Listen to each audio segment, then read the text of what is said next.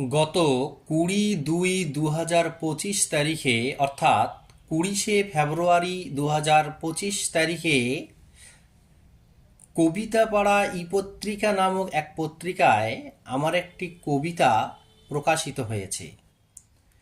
পত্রিকাটির সম্পাদক তুষারকান্তি নস্কর এবং সহ সম্পাদক দেবাশিস বৈদ্য। কবিতাটির নাম সর্ষে ফুল। দেখুন আমার কবিতাটি আমি একটু পাঠ করছি। সর্ষে ফুল, ঈর্ষান আলী। সর্ষে ফুল, হলুদ রঙে ঢাকা তোমার ওই মুখখানি।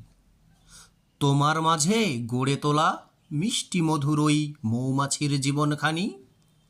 সর্ষে ফুল, তুমি হারিয়ে যাওয়া কীট পতঙ্গের মাঝে। তোমার সৌন্দর্যমণ্ডিত রূপ দোদুল্যমান প্রকৃতির এক অপরূপ সাজে। সর্ষে ফুল, তোমার ওই হলুদ বর্ণের রূপ প্রকৃতির মাঝে তুমি এক অপরূপ রূপ। আমার এই কবিতাটি কেমন হয়েছে জানাবেন।